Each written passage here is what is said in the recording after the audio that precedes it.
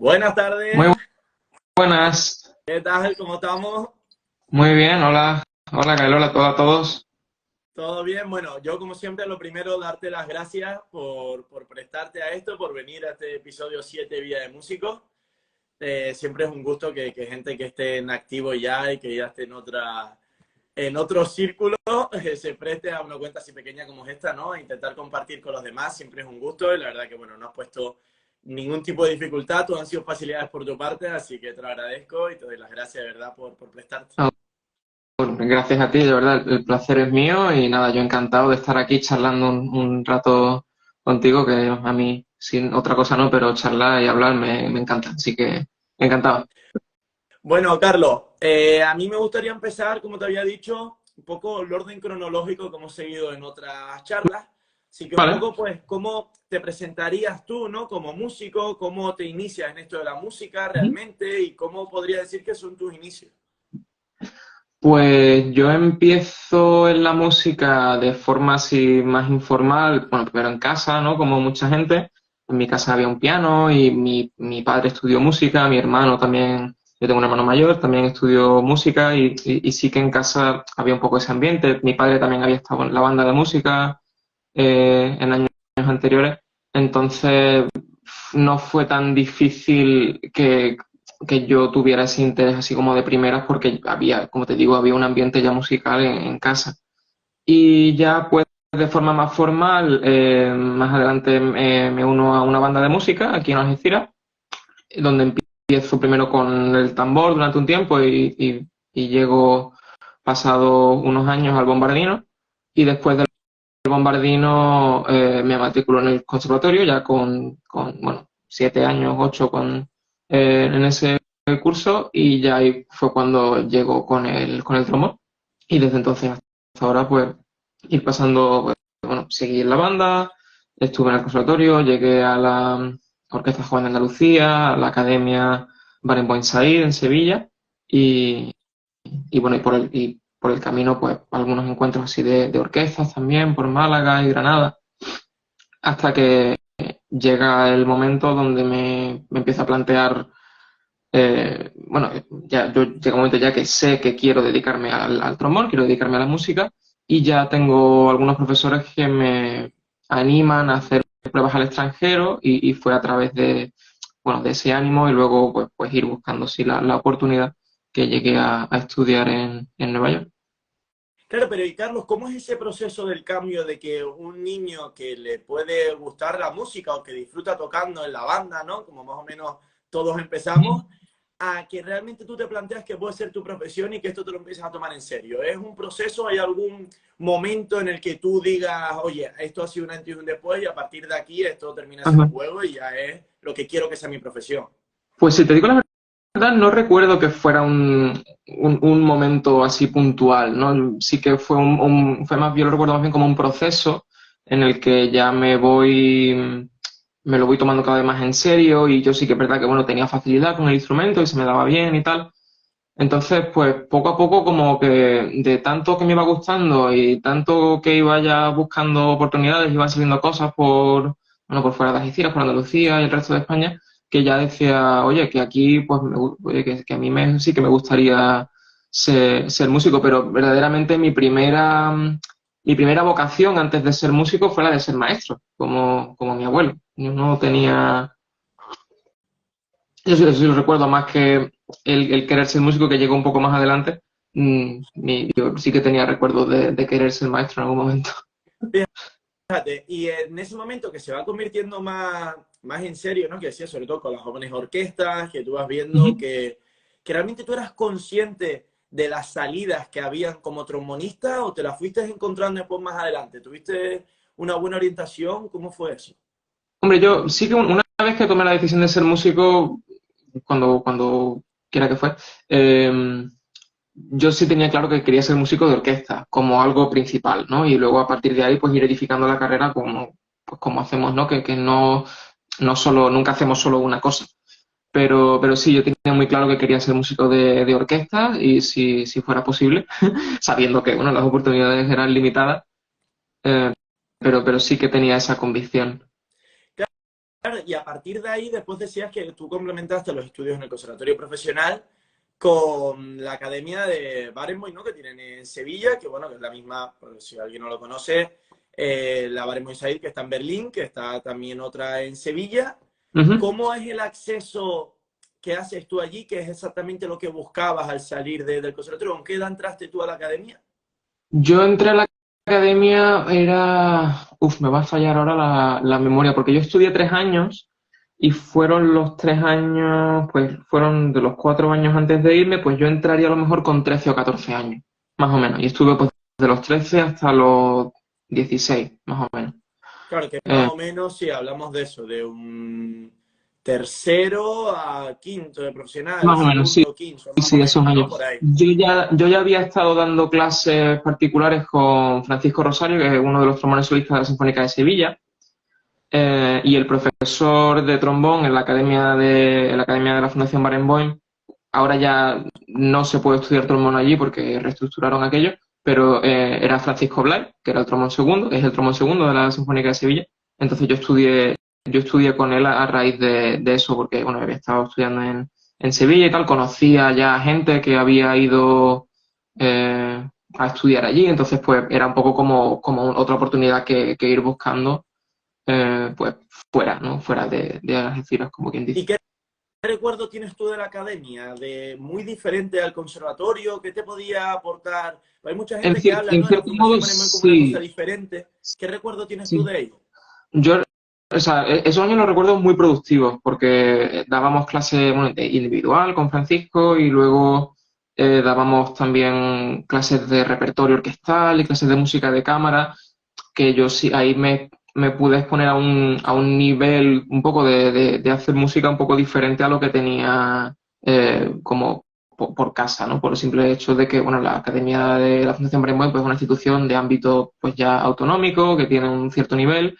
Entonces ahí sí que recuerdo yo, pues fueron años de mucho trabajo y mucho crecimiento. Y sí, claro, era algo que... Y de ahí, ujú. sí, dime. No, eso, que fue un poco una apertura de horizonte. Claro.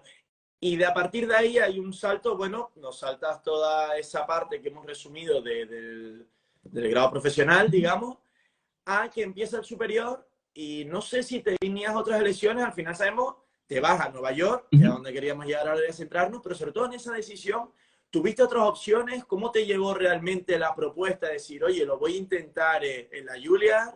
Pues ¿O cómo fue ese proceso? sí, te explico. Fue a raíz de, bueno, no solo, bueno, fue principalmente mis profesores que iba teniendo, tanto en el conservatorio como fuera en la Academia de Barenboim, etcétera, ya me iban animando a buscar oportunidades en el extranjero. Había profesores que me hablaban pues de Londres o Alemania o Suiza o Francia.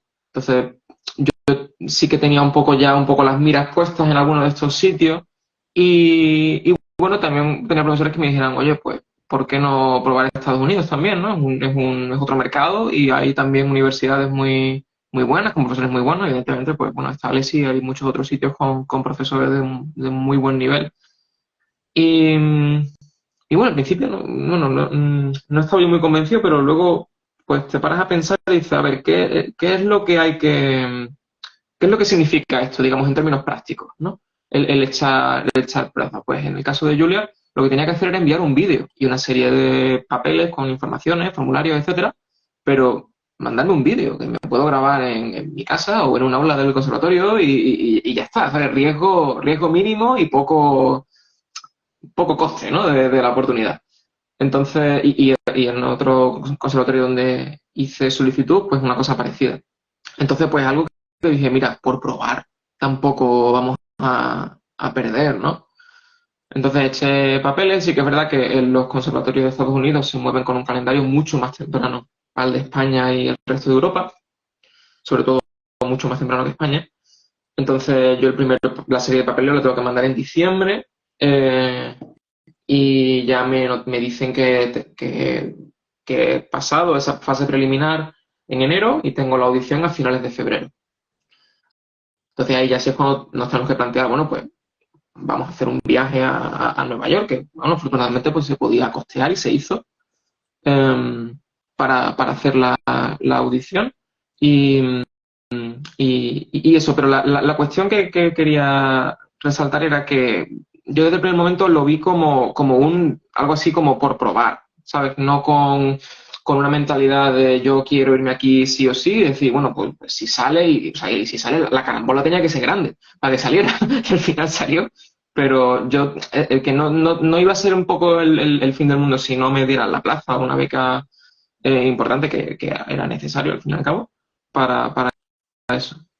Claro, y después te convocan a ti para que, bueno, lo que tú acabas de explicar, ¿no? Hay una preselección a través de los vídeos y Ujú. después te convocan a una audición. Sí. ¿Cuánta gente fue a esa audición de tu año? Recuerdo ¿Recuerdas más o menos? que éramos alrededor de 10 más o menos, no éramos más de 10 o 12.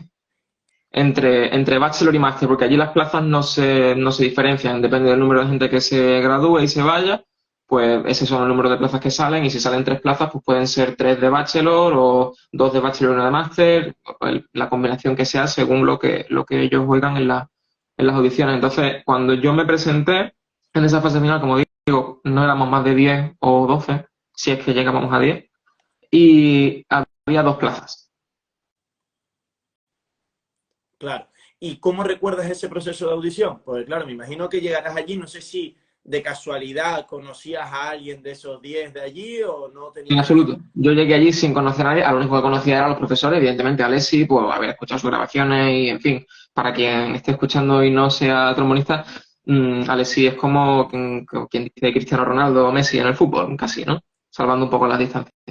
Eh, entonces, a él y al resto de profesores que ya los había un poco yo buscado por internet y tal, sí los conocía, en el sentido de conocer, de saber quiénes son, pero yo no conocía más nadie, absolutamente a nadie, ni a la pianista, ni a nadie más de las pruebas. Claro, pero ¿y tú te encuentras allí? Entonces, ¿cómo recuerdas ese proceso de audición? De tú llegar, escuchar a los otros compañeros, ¿cómo te sentiste? El decir, oye, pues a lo mejor un poco síndrome del impostor, Sí, o al revés, fuiste con sí, un poco confianza, eso, ¿no? o... Decir, jolín, no sé, bueno, no sé qué hago, pero aquí estoy, ¿no? No sé cómo va a salir. De hecho, bueno, está la anécdota que, bueno, síndrome del impostor que llegaba hasta el punto de decir, no voy lo suficientemente arreglado, vestido, ¿no? Porque veíamos a la gente allí vestida de traje, con traje chaqueta y todo bien. Y yo, y claro, imagínate, claro, con 17 años venía de España sin tener ni idea de nada. Y claro, yo iba pues arregladito, con una camisa, un pantalón, en fin. Eh, pero hasta ese punto de decir, ¡buah! Es que no lo, no lo teníamos todo tan pensado ni nada. Pero bueno, también de decir, oye, pues estamos aquí estamos, y a disfrutar la oportunidad lo que se pueda, y que salga lo que tenga que ser, que sea lo que tenga que ser. Sin ¿Y mucha cómo presión. saliste exactamente cuando tú fuiste? ¿Solamente tocaste o tuviste también las pruebas complementarias? Solo había prueba de interpretación, digamos, solo había prueba de trombón. Solo de trombón. ¿Y cómo Sí. tienes tú el recuerdo después de la prueba? Es decir, ¿saliste contento de decir, oye, he dado mi 100%? O Yo cómo salí lo recuerdas? satisfecho, yo salí diciendo, bueno, pues ya está, yo creo que lo he hecho bien, yo creo que, de hecho, fíjate que tuve cierta suerte de que me preguntaran cierto repertorio uno u otro, que era el que llevaba un poco mejor y tal, digo, mira, pues por lo menos he tenido ese punto de suerte, y, y sí recuerdo salir satisfecho de decir, bueno, pues mira, ha sido la experiencia, ya esto me lo quedo para mí, y ya pues a seguir y que sea lo que tenga que ser. ¿Recuerdas qué fue lo que presentaste? Sí, llevé el primer y segundo movimiento del Grondal.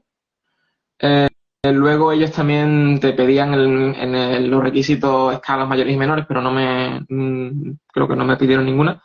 Lo que recuerdo era eso, primer y segundo movimiento de Grondal, que no los toqué enteros, toqué fragmentos de los dos, y algunos pasajes de orquesta que me imagino, recuerdo haber tocado a lo mejor el Tubamiru, un bolero, a lo mejor Gasaladra. No me pidieron tercera de Mahler, que era el que llevaba más regular.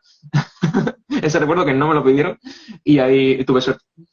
Ah, Claro, y de ahí que te dicen que sí, y me imagino que no te lo piensas y directamente vas a Nueva York y te encuentras con 18 años, no sé ujú. si incluso si los tenías cumplidos, para Aún no, porque yo nací más tarde, entonces sí, 17. entonces te ves con menor de edad todavía en Nueva York. Ujú. ¿Cómo recuerdas esa llegada y el verte en una ciudad tan grande? Pues un poco cómo son los primeros días en la academia, para irnos metiendo en materia. Sí, pues Nueva York lo recordaba como una ciudad de la audición, que ya habíamos estado y aprovechamos, bueno, ya que vamos a la audición, pues vimos un poco la ciudad, etcétera. Y sí que recuerdo tener la sensación de ser una ciudad que no imponía tanto como yo pensaba que me iba a imponer. Ten en cuenta que yo estoy en Algeciras y yo en Algeciras me pierdo. Yendo de un sitio a otro, sabré llegar, pero a lo mejor no por el sitio más corto. Entonces yo iba un poco con esa idea de decir, Buah, esto va a ser una mole mastodóntica, me voy a perder, esto va a ser, me va a comer la ciudad. Y no, sí que tuve la sensación casi desde el primer momento de decir, vale, esto es manejable, hay metro, las calles tienen número, hay un mapa, tengo móvil, el móvil tiene mapa, en fin, es posible, ¿sabes? Se puede tirar para adelante. Eh, y luego, pues bueno, ya el momento ya de llegar ya para vivir, pues ya yo me incorporo a la residencia de estudiantes, que como estudiante de primero, pues tengo que vivir ahí el primer año. Y sí que es verdad que desde el primer momento ya bueno, casi desde el primer momento ya me voy buscando gente y voy haciendo, pues nos vamos conociendo y a mí muy rápido se me disiparon un poco las dudas que tenía en cuanto a que el sitio iba a ser muy competitivo o que iba a ser muy de cada uno a su bola y no hacer mucha piña con la gente ni nada. La verdad que tanto en el estudio de trombón como el resto de compañeros de metal y de otros instrumentos, sí que hicimos buenas migas desde el principio y sí que nos llevábamos bien y tal. Sí que había mucha gente que se conocían ellos entre sí de otros proyectos y de otras cosas, porque bueno, de otras orquestas jóvenes y etcétera. Entonces yo sí que iba un poco de nuevas, de no conocer a nadie, y imagino que no sería el único que tampoco conocía a nadie. Eh, pero no se hizo tan duro como yo pensaba en un momento que se iba a hacer. Claro, me imagino que esa llegada por las primeras interacciones, como tú decías, ¿no? Para las personas, sobre todo que a lo mejor estén escuchando y no son trombonistas, Uh -huh. Joseph Alessi es, pues, yo creo que el trombonista con el que más gente, sobre todo de esta generación, se han criado escuchando sus Uh -huh. grabaciones y sus interpretaciones. Entonces, es eso. Salvando las distancias, lógicamente, creo que la comparación es la que tú decías. Es como cualquier persona ahora de 25 años que le guste el fútbol y haya crecido con Messi o con Cristiano. Pues es un poco esa referencia. ¿Qué recuerdo tienes tú de la primera impresión de entrar en un aula y tener ese trato cercano con él? O, pues, bueno, esas interacciones como tu profesor y no como esa persona que ves por la pantalla. Claro, claro.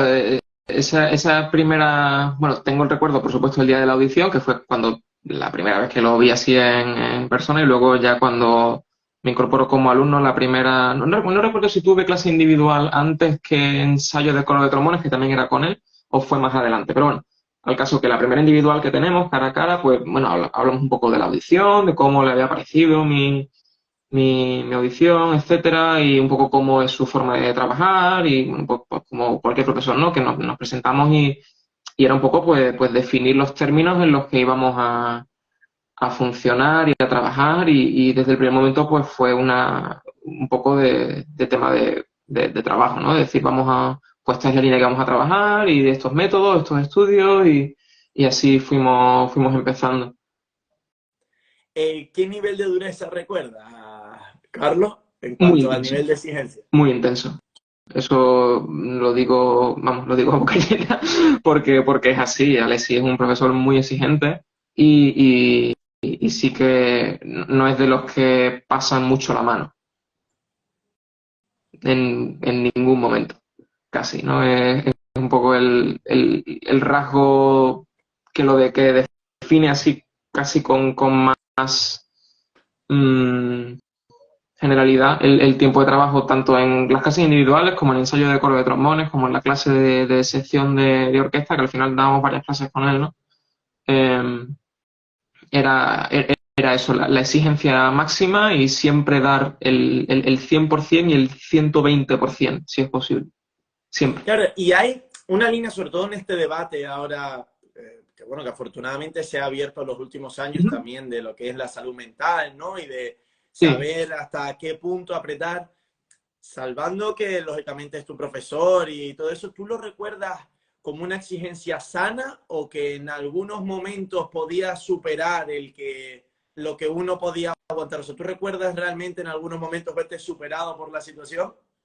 Por momentos sí, no te voy a mentir, por momentos sí que se hizo duro y se hacía complicado el estar constantemente, pues, con esa línea, ¿no? A la que había que llegar constantemente y que no había manera de, pues de eso, de que esa línea cambiara casi de sitio, ¿no? Que el nivel estaba ahí y no había otra.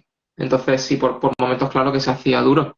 Y recuerdo pues etapas duras de decir, Buah, es que es jodido, ¿sabes? De tener que estar día sí, día también y tener que aprender a gestionar un poco esa exigencia. Pero bueno, me lo llevo como también como parte del aprendizaje y bueno, como algo que no sé dónde estaría yo o cómo habría salido bueno, en fin, si yo habría llegado donde he llegado de haber sido otra la dinámica que tuvimos. O sea, es simplemente una cosa que no se puede saber. Entonces, bueno, pues lo que ha sido y yo me lo llevo como aprendizaje.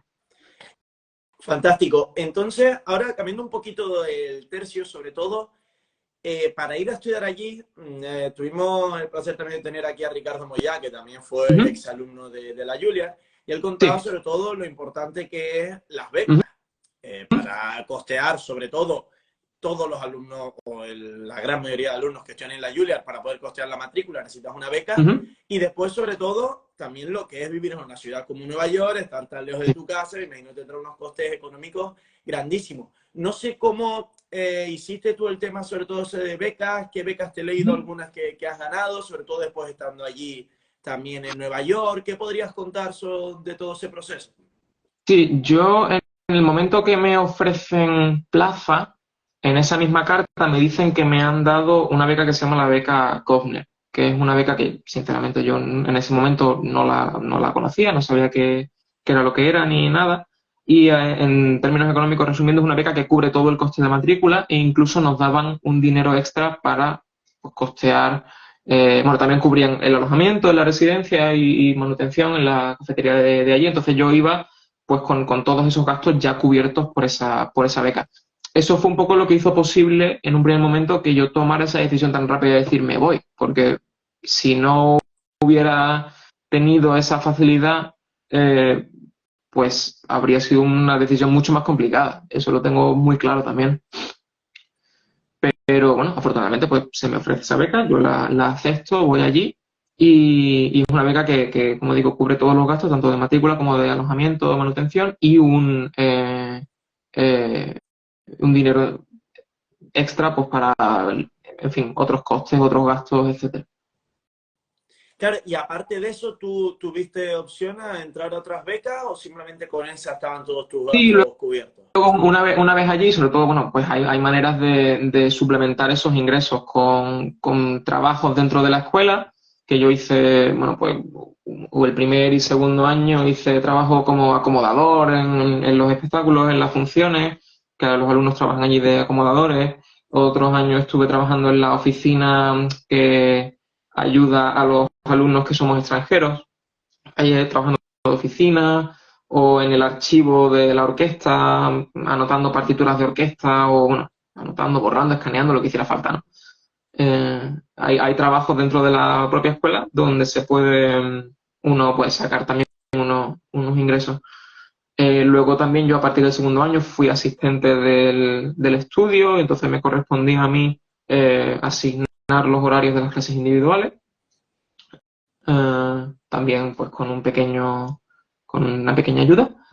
Y luego a partir de tercero y cuarto estuve trabajando como asistente de una profesora en el departamento allí se le llama Ear Training, de educación auditiva. Entonces, pues ayudábamos con las clases, con el temario, corregíamos exámenes, teníamos horas de tutoría, etcétera. Y eso también pues llevaba una paga, una ayuda. Claro, porque entiendo que después, bueno, ahora te iba a preguntar también por la residencia, ¿no? Pero bueno, la Ujú. parte un segundo, la actividad, digamos, más en orquesta Sí. empieza más adelante. Tú hablamos de esos primeros años, lo que llamamos tanto aquí las actividades más de bolos, de tocar, de tener actividad como trombón pagadas, si Ujú. notabas movimiento, tenías oportunidades o realmente los ingresos tenían que venir de otra parte. No, no hasta más adelante. Yo mis primeros bolos no llegan hasta segundo, ten en cuenta, en segundo de carrera a mí me coge el COVID, Claro, a mitad de segundo de carrera. Entonces, eso, pues claro, yo estoy aquí en España, no estoy allí. Incluso una vez que vuelvo en octubre de 2020, todavía está la enseñanza y mucha de la actividad artística y cultural de Nueva York casi paralizada casi por completo. Bueno, la actividad está en Juilliard, estamos dando clases online. Entonces, hasta empezar cuarto, no empezó la actividad. Cuarto ya se sentía un poco ya como con cierta normalidad, ¿no? De las clases que ya volvíamos a estar en persona, casi con todo. Entonces sí que hubo una época ahí que se perdieron oportunidades pues, para todo el mundo porque, en fin, estaba el mundo como estaba. O sea, todo. claro. Y entonces, más adelante, cuando empiezas con esto, Ujú. ¿cómo son tus primeras experiencias sinfónicas profesionales? O sea, con qué orquesta fue tu primer bolo? Mis primeras experiencias pues fueron bueno, yo iba haciendo bolos con otra gente que tenía a lo mejor pues una sesión de grabación cortita, pequeña, para compañeros incluso, cosas así, pero a nivel sinfónico, como tú dices, de orquesta, la primera orquesta que a mí me llama de bolo es la Ópera de Nueva York. Y me llama primero para ensayos de cosas fuera de escena. Es decir, no te vayas a creer que me llaman a mí y yo voy al foso de solista. No, no. Luego, y luego bueno, no a partir de ahí, sino más adelante me llaman también de la Orquesta Sinfónica de Princeton, que es una orquesta local del estado de Nueva Jersey, que está relativamente cerca, que llamaban también a muchos estudiantes. Había también la Orquesta Sinfónica de la Universidad de Columbia, que el director de esa universidad daba clases también en Juilliard, entonces pues de vez en cuando también llamaba a gente según le hiciera falta. Eh, que recuerdo, de hecho, ese iba a ser casi mi primer bolo, eh, que no se llegó a materializar precisamente perdón, que se me cae esto, porque saltó la pandemia. Entonces, recuerdo que estábamos de ensayo mm, y los siguientes ensayos ya no se dieron porque se paralizó todo y no pudimos continuar. Pero bueno, si no hubiera pasado eso, pues ese habría sido mi primer bolo con la Orquesta Sinfónica de Columbia. Bueno, y déjame hacer un pequeño paréntesis, sobre todo veo que la gente que se va uniendo nueva, había nombrado al principio que el que quiere ir haciendo preguntas sobre cualquier tema que le quieran preguntar a Carlos, pues que las pueden ir escribiendo en el chat y intentaremos darle salida para que se sientan con Sí, sí, libertad de intentar sin ningún problema, de conforme vayan llegando. interaccionar. Así que si tienen cualquier duda de lo que estamos comentando, de otros temas, lo pueden dejar ahí en el chat e intento leerlo y comentarlo. Sí que te iba a preguntar, ya metiéndonos ya en la vida profesional, ya hemos hablado pues, de toda la etapa en Juilliard, hemos hablado antes de Juilliard también lo que hay, y hasta que llegas a ganar tu plaza, Ujú. ¿cómo son los procesos de audiciones primeros? O sea, esto me gusta a mí mucho, sobre todo para la gente que está en el paso intermedio bueno, no sé si estás preparado para empezar a hacer audiciones o no. ¿Cuál es tu opinión como esto y en cuándo empezaste tú a hacerlas y cómo fueron tus primeras experiencias? Mi primera audición de orquesta fue en enero de 2020, fíjate, simplemente un par de meses antes de que saltara la pandemia. Eh, Estaba en segundo de carrera y la audición era la plaza de solista de la Sinfónica de Atlanta, allí en Estados Unidos. Eh, ya después de esa audición, yo no vuelvo a hacer una audición por el tema de la pandemia hasta octubre de 2021. Es decir, ahí hubo un parón grande en el que yo ya había hecho una audición, incluso había pasado de esa primera fase, de primera ronda en esa audición, llegué a semifinales, eh, pero claro, me quedé diciendo, bueno, pues ahora ya no hay, no, hasta aquí hemos llegado de momento. Veremos a ver luego cómo volvemos y cuando volvemos y qué es lo que hay y tal. Entonces, el proceso de audiciones lo recuerdo como un proceso intenso, sobre todo ya cuando cuando volvimos de ese paréntesis online, etcétera, a que ya volvía a haber audiciones de orquesta y ya me presento y voy. A partir de ese momento, ya claro, en octubre de 2021 yo ya estoy en cuarto de carrera. Entonces yo ya me estoy presentando casi casi a todo o a casi todo lo que veo. Pues por decir, vale, ya necesito ir rodando, porque si lo que quiero es hacer ganar una plaza de orquesta, lo que necesito es irme presentando. Y ese mismo proceso te va, te va enseñando a ti cómo vas. Es decir, la audición misma te va el hecho de que tú vayas pasando o no de ronda, pues te va a ir midiendo cómo tú estás, que sí que todo es una función no solo de tu preparación, sino de cómo estés en ese día y podemos hablar de todo eso, ¿no? Pero es un proceso que para saber cómo estás no hay mejor manera que hacerlo, que presentarte a pruebas todas las que puedas y hacer lo que quieres, lo que quieres hacer, ¿no? Si lo que quieres hacer es ser músico de orquesta, pues la forma de llegar a eso son pruebas y rodar y rodar y rodar.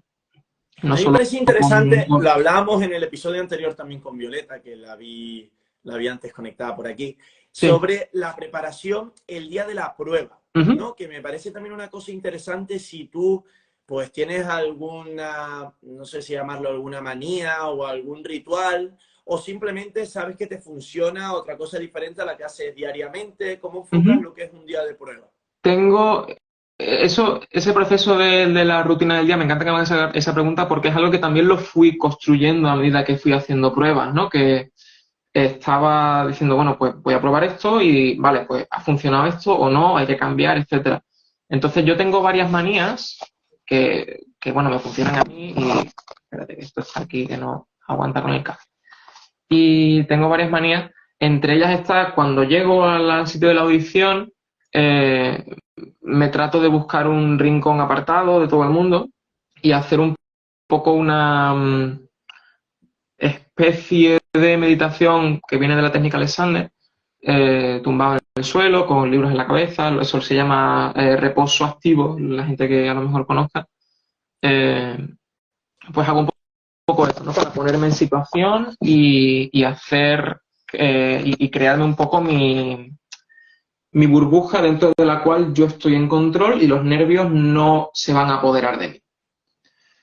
Esa es un poco una de mis manías principales. Luego trato de no calentar mucho antes de tocar, eso es lo que también pues, se aprende a ir midiendo, ¿no? Los tiempos de...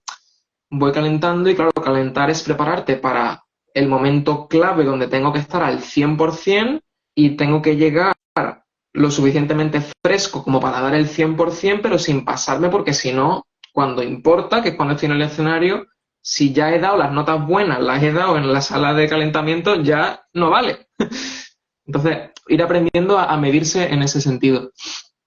Y luego, pues también yo fui creando mi propia rutina para la ronda de, lo que se llama la ronda, la serie de pasajes que tienes que tocar en esa lista, pues en qué voy a pensar para cada uno, básicamente darme instrucciones para cada momento, que no hubiera un momento en el que mi mente pudiera irse por ahí de paseo, sino que en todo momento estuviera yo en control de lo que estoy pensando y lo que estoy concentrándome.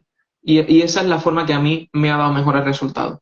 El buscar siempre el control consciente de las sensaciones y de la presencia la presencia mental. Claro, y nombrabas ahora también el cómo, bueno, ahora lo entraremos también ahí, ¿no? Cuando tú te interesas por la técnica Alexander y comienzas a formarte, hasta ahora puedes ser profesor, ¿no? Estar en el proceso de serlo. Pero sobre todo desde que tú entras a la Juilliard, por ejemplo, que empiezas a hacer ese grado superior, ¿cómo evoluciona tu manera de estructurar el estudio? O sea, ¿has tenido, más o menos, eres una persona que organiza lo que vas a hacer al día siguiente o te fías más de las sensaciones? ¿O cómo ha ido evolucionando si te eso y cómo dijera has que soy llegado a cómo tocas estructurado. hoy en día? Mentiría si te dijera que soy estructurado así como saber qué voy a tocar el día siguiente. Vamos, no es ese el caso. Entonces yo me guío un poco pues por necesidades del día a día, decir, pues hoy tengo tantas horas, pues tengo, en fin, en base a eso estructuro el tiempo que tengo. Y luego sí que es verdad que a nivel un poco filosófico o psicológico, durante mi tiempo en Junior sí que hubo una evolución de mi proceso de estudio, en el sentido de que, sobre todo una vez que llega la pandemia, yo entro en un proceso de cambio de chip, de pasar de, como digamos, de edificar, de decir, tengo que poner más ladrillos encima y llegar y tener más técnica y más todo y tocar más rápido, más fuerte y más, ¿sabes? Buscar un poco esa progresión. Y lo que cambio, gracias también a la técnica de Sander, es decir, voy buscando la facilidad, busco la eficiencia, busco el quitarme malos hábitos, el quitarme, el ir puliendo, más que edificar, ir puliendo y quedarme un poco solo en lo básico y en lo esencial de eso, de buscar la facilidad, la agilidad y la sensación de control en todo momento con el instrumento. Eso sí que lo recuerdo como un cambio importante, que en ese sentido la pandemia me vino bien, porque estando aquí en casa, incluso cuando volví, pues sí que tenía ese margen para ver un poco ese cambio, cómo se iba a ir gestionando y cómo se iba a traducir. Claro, ¿y en cuánto tiempo hablamos? Pues esto yo sé que es un tema muy personal, ¿no? Que va a ser Ujú. por lo que necesitas estudiar otras personas, pero lo que ha sido tu experiencia, sobre todo en esos años que dices de un nivel de exigencia tan bestia y, ¿no? Pues que necesitas estar siempre, dar tu 100%, Ujú. ¿cuántas horas podías tú estudiar en un día normal, más o menos de media? De media fue cambiando, porque yo sí que es verdad que cada año que pasaba y me iba ocupando con más cosas y cada vez iba teniendo menos tiempo para el trabajo. Entonces, al principio sí que estudiaba, pues, no sé qué te digo yo, una media a lo mejor 2, 3 horas al día. Quizá por una media, pues había días que más, ¿no? Incluso 3 y media o 4. Hacia el final, sobre todo ya en la época en la que estoy haciendo audiciones más en serio, entre las clases y una cosa y otra, había días que no podía estudiar y había días que a lo mejor solo podía echar 1 hora o 1 hora y media, y eso era el tiempo que tenía. Entonces ahí sí que tuve que hacer yo un ejercicio muy consciente de aprender a utilizar el tiempo muy bien y de ser muy inteligente con mi práctica y con mi estudio y decir, vale, pues tengo 1 hora y media, tengo esta lista de la audición que me estoy presentando, porque ya llega ese momento de decir, a lo que voy es audiciones del tirón. Es decir, vale, pues estos son los pasajes que sé que tengo que tocar todos los días, los toco. Estos son los pasajes que hace un par de días que no los toco, pero necesito también darles una vuelta, voy, y así voy midiendo. Claro, y todo eso se va traduciendo en que ganas la plaza de trombón principal en el Ballet de Nueva Ujú. York, Sí, que era donde quería llegar. Ahora vamos a tratar lo de la técnica de Sander, que yo sé que es un poquito para atrás, pero bueno, vamos vamos dando a tiempo. continuar. ¿Y cómo recuerdas tú ese día en el que ganas la audición? O sea, ¿recuerdas que hay Sí. algo especial que realmente pudo marcar la diferencia o es una mágica? Alguna tenía que salir y fue esa la que salió.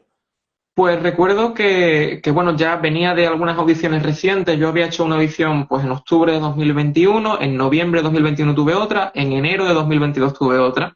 Entonces yo venía ya con 3 experiencias recientes de las que yo iba diciendo, vale, pues aquí me ha fallado esto, tengo que corregir esta cosa, aquí en esta siguiente pues eso ha ido bien, pero tengo que corregirme, tener cuidado de esto. En fin, que es una suma de aprendizajes que voy ganando en todas esas otras audiciones, que por no haber ganado la plaza no significa que sea un fracaso, sino que todo es pues un paso más hasta que tú no sabes cuál es la que va. Es decir, lo que estaba en mi mano era decir, vale, qué es lo que ha funcionado, lo mantengo, qué es lo que no ha funcionado, pues qué es lo que debo corregir de mi rutina de estudio, de mi rutina del día, etcétera.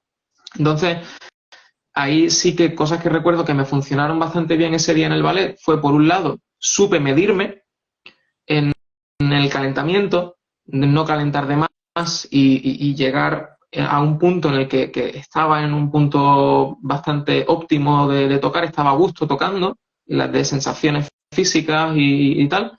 Y yo iba con una idea muy clara que era que eso, claro, cuantas más audiciones vas haciendo, pues en mi caso fue más fácil, ¿no? De no ver al comité que hay detrás de la cortina como el enemigo, ¿no? Que no es un yo contra ellos, sino que aquí tengo que convencer, ¿no? Que hay que comunicar y convencer y como estirar así el brazo al otro lado de la cortina, que ellos también tienen el brazo estirado para para agarrar ahí a quien ellos pues vean que les puede convencer más. Entonces iba con esa idea de basar la audición más en una experiencia de comunicación que en una experiencia de tengo que cumplir las 7 requisitos que tengo para este pasaje y el siguiente pues tengo que darle así check a todas las cajitas y si lo hago así pues saldrá bien y si no, no. Porque al fin y al cabo los objetivos que nosotros nos marcamos con un pasaje o con los que sean en determinado pues no tiene por qué corresponderse con lo que ellos van buscando. Entonces basar el éxito de esa manera pues para mí no era la forma más lógica de afrontar esa situación.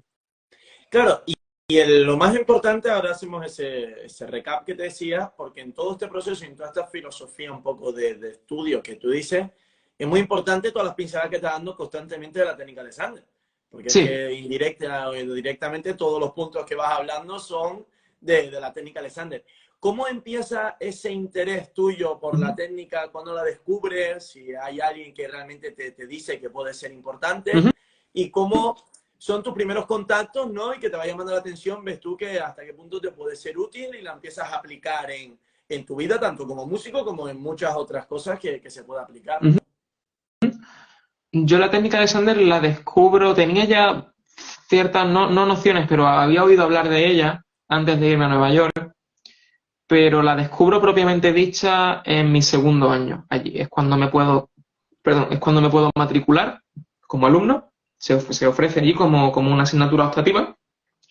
Entonces yo pues consigo matricularme y yo iba un poco con la idea de, bueno, esto es una cosa que me puede ayudar a mí a nivel postural con el trombón. Yo tenía momentos en los que me dolía el hombro, la espalda al tocar y esa era un poco la idea, que es la idea que al fin y al cabo tienen muchos músicos y mucha gente que se acerca a la técnica de Sander, va buscando un alivio del dolor y un poco una nociones un poco de higiene postural. Y yo sí que es cierto que iba en esa línea. Pero una vez que empiezo a dar clase, mi primera profesora allí es Jane Kosminski, que ya se ha jubilado este año. Yo recuerdo empezar a notar muy rápidamente que hay mucha mejora, no solo en mi situación de dolor al tocar y tema postural, sino que empiezo a ver una mejoría en otros aspectos, ¿no? Me noto más relajado, me noto con menos ansiedad, me noto con más control, lo que decía, ¿no? Que no se me va la mente a otros pensamientos y tal. Y empiezo a ver esos resultados y digo, oye, aquí hay algo. Ojo, que aquí hay algo y esto hay que investigarlo, ¿no? Entonces, pues sigo estudiando la técnica. Empecé en segundo, la continué, tercero y cuarto, parte online por el tema de la pandemia y parte en persona. Y ya pues, ya con 3 años más o menos de bagaje en la técnica, sí que es verdad que ha influenciado muchísimo mi forma de estudiar, mi forma de tocar y mi forma de ver muchas otras cosas, ¿no? Y sí que lo recuerdo como una herramienta que transformó totalmente mi tiempo allí, porque había cosas, por ejemplo, en mis clases individuales con Alessi, que él me explicaba y de la forma que él me las explicaba, pues yo como que no terminaba de aprender a aplicarlas, etcétera. Y a través de la técnica de Sander, pues sí que pude empezar a aplicar esas cosas y ver esos elementos de la pedagogía de Alessi que a mí no me terminaban de encajar, enfocándolos desde la técnica Alexander, sí que pude ponerles un sitio en mi arsenal de recursos, ¿no? a la hora de tocar. Entonces sí que lo recuerdo como una herramienta valiosísima de mi tiempo allí. ¿Qué ejemplos de la pedagogía podrías poner de esa filosofía que a ti no te podían encajar? Pues yo recuerdo que Alessi y yo siempre hablábamos mucho de la respiración, ¿no? De la forma que yo tenía de respirar, que él me decía que era diferente a cómo él quería que yo respirara, porque decía que interfería mucho con la frase y con el fraseo. Entonces, claro, en un primer momento yo lo que pensaba era decir, bueno, es que Alessi quiere que yo respire como él. Y yo por más que intento respirar de la forma que respira él, no soy capaz de que me salga natural. Por lo que sea, pues porque él es él y yo soy yo. Y entonces la transformación que yo recuerdo es decir, vale, a través del Technical Extender, igual soy capaz de modificar mi forma de respirar para que no interfiera tanto con la frase de la forma a lo mejor que quiera. Entonces, al final, como todos contentos, ¿no? Yo respiro de una forma que a mí me parece orgánica y a la que yo soy capaz de hacer de forma natural y no perjudico el fraseo, que al final es un poco a lo que estaba llegando Alexis con la forma de respirar, ¿no? Entonces, era un poco una forma de crear un puente entre esas dos cosas a través de esos principios, ¿no? De métodos indirectos y de buscar los resultados a través del proceso, más que de ir a por el objetivo en sí. Fantástico. Y después ya lo que es ahora metiéndonos en tu vida actual, ¿no? En Nueva York, llevas ya Sí, hace un poco más de un año que estás como trombón principal en el Ballet de Nueva York. sí. ¿Cómo está siendo tu vida ahora mismo allí? O sea, ¿cómo defines, cómo es tu día a día? ¿Cómo estudias? Sobre todo las condiciones, ahora nos metemos en la orquesta, ¿no? Porque, bueno, trabajar en un ballet entiendo que tiene muchas peculiaridades. En una de las salidas, el otro día lo comentaba con una amiga cuando hablábamos de que ibas a estar invitado, ¿no? Sobre las diferencias de que muchas veces, al menos en mi círculo y con lo que yo he hablado, hablamos mucho de la salida sinfónica, aparte de como solista o músico. Se habla de la salida en ópera, ¿no? Lo que puede ser ópera, puede ser zarzuela, pero es verdad que la salida del ballet, al menos en España, no está contemplada, o sea, no se habla de ella, y me imagino que tendrá muchas peculiaridades, porque si las tiene cuando tenemos cantantes encima, no en un foso, del Sí, tema que siempre se habla, ¿no? De no tienes que estar por encima de los cantantes y de todas las peculiaridades que tiene estar en un foso. Entiendo que claro. el foso es completamente diferente cuando estás con un ballet. Sí, es algo Entonces, diferente. También depende un poco del sitio, ¿no? Un foso de ballet tiende a ser, en nuestro caso, en nuestro teatro, es un foso menos profundo. Entonces, por otro lado, no tenemos la restricción de volumen que tiene la ópera, ¿no? Porque no están cantando, están bailando y no nos pisamos el volumen, ¿no? Unos a otros. Entonces, pero en el tema de salida sí que es verdad que yo no veía, yo vi que salió una audición para la orquesta del ballet y yo me la planteé como cualquier otra audición, con la particularidad de que había mucho repertorio de esa lista que yo no conocía porque era repertorio de ballet, que no se ve tan a menudo en listas sinfónicas o en listas de ópera. Entonces sí que tuve que aprenderme varias obras que no conocía. Pero más allá de eso, la preparación a nivel de audición es la misma. No cambia mucho. O por lo menos no cambió para mí. Pero como digo, fueron las cosas que yo traje de eso, de las audiciones previas que yo había hecho, eran todas sinfónicas, todas de orquesta sinfónica. y Y a bueno, o al la hora menos de una orquesta que era trabajar, mixta. si notas diferencia, tú has tenido también experiencias sinfónicas que bueno, que ahora sí que te voy a preguntar por algunas de ellas que me llaman mucho la atención. Ujú. Eh, ¿Notas diferencia? Entiendo que sí, ¿qué peculiaridades de trabajar en un ballet o ves que no hay tantas? Eh, si a lo mejor alguna peculiaridad pues tiene que ver un poco con el tempo, ¿no? Que la música de ballet tiende a ser bastante rítmica y hay una cosa que en la orquesta sinfónica se habla que los solistas de sección pues van un poco marcando no el tempo, porque eso depende un poco del ensemble y del director también, sino guiar a la sección en términos de entradas y tal y cual, porque hay momentos delicados y eso. En el ballet no hay, quizá por hecho de estar en el foso que estamos todos así más juntos y nos escuchamos mejor para poder entrar y tal, yo no tengo, mi trabajo es bastante más fácil en ese sentido. Yo no tengo que estar pendiente de dar una entrada o marcar a la sección de esa misma manera. Eso sí que lo noto como una diferencia y casi diría que es la única.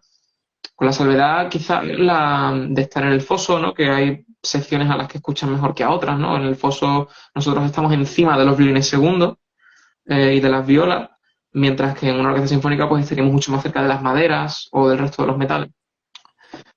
Entonces, pues sí que cambia un poco la distribución del sonido y de las secciones a las que escuchamos mejor o peor, pero eso pues en cada sitio, en cada foso es diferente.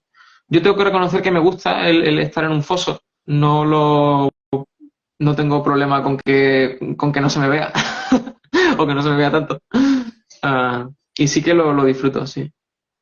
Y en cuanto a las condiciones exactamente de la orquesta, imagino que serán muy similares en cuanto a tu horario y un poco, pues si nos puedes contar eso, cómo es tu día a día ahora, digamos, viviendo en Nueva York, ¿no? Como Sí. trabajador, ya no como estudiante, sino que imagino Ujú. que será una vida pues bastante diferente.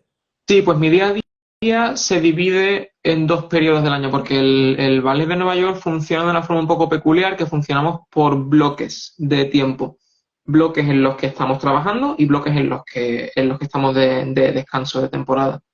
Entonces, cuando tenemos funciones, son periodos de 4 o 6 semanas y son funciones de martes a domingo, 7 funciones a la semana, por contraste de a lo mejor 2 o 3 que puede tener un ciclo sinfónico de una semana. Y durante esa semana, de martes a domingo, por las mañanas, de martes a viernes, más o menos, es cuando hacemos los ensayos. Entonces, cuando va a empezar la temporada, pues nos reunimos un día o dos antes, ensayamos el primer programa o el primer par de programas con el que vamos a abrir la temporada. Y bueno, una vez que se abre la temporada, pues vamos ensayando los siguientes programas y vamos escalonando así las funciones y el repertorio. Eso es un poco diferente al horario de una orquesta sinfónica, ¿no? Que en una semana pues tenemos este repertorio y tenemos ensayos que solo tocamos este repertorio, los conciertos, y a la semana siguiente pues otro diferente, ¿no? Está más dividido de una forma más pulcra, ¿no? Como podríamos decir. Y luego, alrededor de esos días, pues está mi formación de técnica Alexander, que son pues entre 3 y 5 días a la semana, que voy al sitio donde tenemos las clases y damos la formación allí. Entonces, en los periodos donde está el ballet funcionando y estoy con las clases, pues sí que estoy bastante más liado porque estoy más de un sitio a otro. Y en los periodos que no, pues estoy en la formación, estoy recuperando días que he perdido a lo mejor por tener que faltar por el trabajo y estoy a lo mejor pues con otros bolos que me vayan saliendo o lo que vaya surgiendo. Capri, ¿de cuántos serían los periodos de descanso entre bloque activo y otro? O sea, digamos, tú estás 6 semanas trabajando a tope, pues eso Ujú. con 6 funciones a la semana Sí. y Y después, luego ¿cuánto tiempo de descanso de- tienes? varía. Por ejemplo, ahora cuando empezamos en septiembre tenemos 4 semanas, la temporada corta que tenemos de otoño. Después de esas 4 semanas, que es un mes, tenemos un mes de descanso. Luego tenemos mes y medio de cascanueces, 2 semanas de descanso, otras 6 semanas de repertorio. Luego tenemos un mes y medio, es decir, el periodo de descanso varía en función de tal. Y luego sí que es verdad que el verano lo tenemos bastante libre. Es otra de las ventajas que tiene ese sitio. Y en general, entonces, la distribución anual, ¿cómo se te queda más o menos de tiempo activo y tiempo de descanso? Unas 26 semanas de trabajo al año en el ballet. En el ballet, vale, O sea, pues claro, que todo una esto, como siempre los media, músicos, un medio, o sea, medio año, básicamente. exacto, que después es lo de 24 o siempre, que 26 más semanas. después todas tus horas de formación de estar activo, que las otras 26 de vacaciones no se puede estar sin tocar, porque si no... Exactamente, exactamente. No significa que no significa que el resto del año estemos de vacaciones, pero sí, de temporada en activo entre 24 y 26. Y después, un tema que también le interesa mucho a la gente, ¿no? Es la remuneración por ese trabajo, ¿no? No sé si está Ujú, dispuesto a dar, aunque sea un abanico de cuánto puedes cobrar tú en el ballet o cuánto cobras más o menos anualmente ujú. Pues, o a ver, mensualmente, ¿no? hay Lo que que te tener en cuenta satisface. que es un salario que en la ciudad de Nueva York pues es muy diferente a lo que puede ser un salario en un país como España, incluso en una buena ciudad como Madrid o Barcelona. Entonces, claro, hay que tener en cuenta que los alquileres son mucho más caros, que los impuestos son más, bueno, la factura de gas, de tal, la cesta de la compra es mucho más cara, entonces todo va en proporción. Entonces, claro, decir que a lo mejor mi sueldo entre unas cosas y otras se me queda cerca de los 100.000 dólares al año, es, a lo mejor suena una barbaridad, ¿no? Que sí que da para vivir bien y muy cómodamente, Pero claro, hay que tener en cuenta que los alquileres son mucho más caros, que la ciudad de la compra es mucho más cara, eh, que todo eso, ¿no? Que todo va un poco en proporción. Claro, pero que igualmente hablamos de una proporción más alta, o sea, digamos, aunque lo respete la proporción, hablamos de sueldos en teoría más altos de los que tienes en España, a lo mejor Sí. en Europa. Ujú. Dependiendo del sitio, Igualmente, pero sí. hablas de cuando después también estás muy activo en bolos, ¿no? En otras orquestas, sobre todo, pues bueno, de las que destacan mucho la Orquesta del All-Star, de la Filarmónica de Nueva York y de, bueno, varias oportunidades Ujú. con orquestas muy importantes de mucho renombre que has estado. No sé, pues, si tienes alguna anécdota, sobre todo, pues imagino que la Filarmónica de Nueva York es trabajando con Alessi, y cómo es la diferencia, ¿no? De estar como alumno a estar como compañero de una persona así, de tocar en una de las orquestas probablemente pues más míticas si antes hablábamos de que Alessi era como Messi, pues probablemente la Filarmónica de Claro, Nueva York claro. sea el Barça. Exactamente. Así como lo cuentas, yo tuve una semana que me contrató la Filarmónica para tocar, fue poco después de la audición del ballet el año pasado, y claro, yo iba, exactamente como dices, yo iba a estar sentado al lado de Alessi, de trombón segundo, y, y claro, yo había escuchado la Filarmónica, evidentemente conocía a Joe, conocía la orquesta, cómo tocaban, y iba con una cierta idea de decir, vale, pues de trombón segundo, la orquesta de la Filarmónica de Nueva York, sobre todo la sección de trombones, tienen fama de tocar bastante fuerte. Entonces yo decía, vale, pues tengo que ir preparado de un poco subir un poco mi nivel de decibelios cómodo para tratar de seguir al nivel. Claro, llega el primer ensayo y digo, ostras, me he quedado corto. Tengo todavía que cubrir aquí terreno, y todavía me decían eso, que no tengas miedo en llenar bien el sonido y tal. Y yo, sí, sí, sí, que estoy tratando de que no se me rompa el sonido, porque si no es cuando no me volvéis a llamar. Eh, sí, pero bueno, la verdad o sea, bien, Alex es una persona infinitamente profesional, y todos ellos en la orquesta me trataron muy bien, y conocí a otro miembro de la Filarmónica que es español, que es Pascual, de la sección de clarinete. Allí también le conocí, y nada, pues, la gente es muy encantadora y muy profesional. Y después, a mí me gustaría enfocar el último un poco bloque sobre las otras salidas, ¿no? Que sobre todo tú también las has experimentado y que me parece muy importante porque nos centramos muchas veces en eso, en la salida sinfónica o en la Ujú. salida como solista, y Sí, hay mucha tierra en medio de las dos, que la música de cámara, pues bueno, todos los ensembles que te puedas imaginar y toda la formación pedagógica de la técnica Alexander que hemos hablado y de toda la formación transversal que puedes tener como músico, ¿no? Yo te quería preguntar ujú. sobre todo, tú eres, bueno, miembro fundador de un quinteto de metales también, que estudia, bueno, que estudió también en la Juilliard con este plan que tienen para ensembles, sobre todo pues un poco que comentases tu experiencia con eso, con otro tipo de música alejada de la sinfónica, qué es lo que Ujú. crees tú que te ha aportado en tu carrera y sobre todo pues qué es lo que buscas cuando te dedicas a ella, teniendo ya tu puesto como activo, ¿no? Sí. Como, sí, como fijo. Pues, bueno, el quinteto que menciona Brass 22, Brass 22, era el quinteto que teníamos en la universidad, el quinteto que teníamos en Juilliard, que éramos 5 alumnos que entramos juntos, entonces éramos todos de la promoción del 22, de ahí el nombre del grupo, y sí que, bueno, permanecimos juntos como grupo de cámara durante todos los 4 años que estudiamos juntos, y sí que lo recuerdo con muchísimo cariño. Somos muy amigos todos, nos llevamos muy bien, y ese grupo fue de las mejores cosas que yo tuve en Juilliard, ¿no? Que a mí la música de cámara me gustaba. Cuando llegué, sí que es verdad que tenía más experiencia con trío o cuarteto de trombones que con quinteto de metal, por eso pues traté de buscarme un quinteto para explorar también ese lado, y sí que es una formación que me enamoró desde el primer momento. Y además pues hacerla con ellos, bueno, que todos nos llevamos bien y tal, pues fue una experiencia súper buena, y que no todo el mundo pues tiene esa misma suerte. Eh, y eso, yo lo recuerdo la música de cámara como en ciertos momentos, hablaba antes, ¿no? De esos momentos en los que se hacía más duro, con más presión y tal. eran momentos en los que yo iba a ensayo de quinteto y podía un poco relajarme y saber bueno, que podía divertirme también con este tipo de música diferente y pasármelo bien haciendo música de cámara. Y es algo que recuerdo con mucho cariño.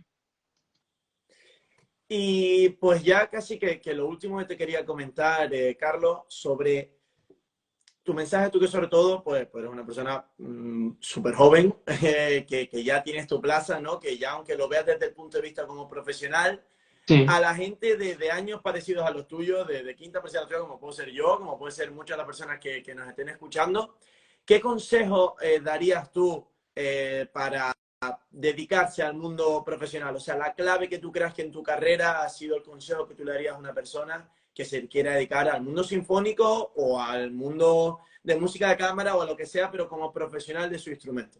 Ujú. Yo el consejo que daría pues, fue un poco el que me sirvió más a mí, que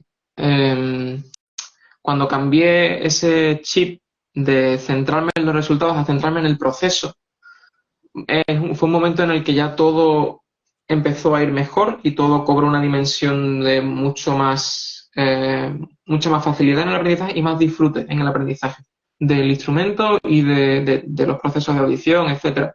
Entonces yo diría eso, de centrarse de centrarse en el proceso, de centrarse en lo que verdaderamente tenemos control a la hora de tocar, a la hora de hacer una audición, porque si nos ponemos nosotros mismos expectativas de cosas que no están objetivamente dentro de nuestro control, es ponernos a cargo de eso, exactamente, ese ponernos a cargo de cosas que no podemos controlar, es muy fácil que nos genere muchísimo estrés, muchísima ansiedad, y eso, aparte de que no vamos a disfrutar del proceso y del viaje, que es de lo que se trata, nos va a influir negativamente en las posibilidades de éxito, ¿no? Es como yo lo veo, como yo lo entiendo.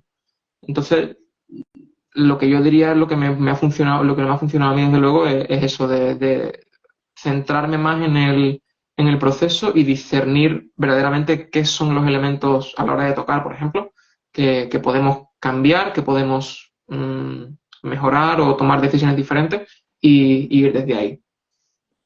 Fantástico, pues creo que es un consejo súper aplicable, así que nada, lo dicho, Carlos, no sé si quieres decir tú algo para terminar, algo que se te haya quedado por comentar. Yo contento, no sé si habrá alguna pregunta que no hayamos visto o cualquier otra Yo cosa no que he tú hayas visto quedado hacia por comentar. arriba ninguna así directamente hacia ti. Entonces, nada, yo por mi parte, una vez más, darte las gracias por haber venido a charlar un ratito. Yo creo que sí, más o menos llevamos en torno a una hora. Y Ujú. la verdad que, bueno, ha sido yo, la verdad que súper a gusto. Espero que tú también la hayas estado. Creo que ha quedado una charla súper interesante para todo el que la vea resubida. Muy útil, con muchas cosas de aplicación muy práctica, que al final es también el objetivo de esto.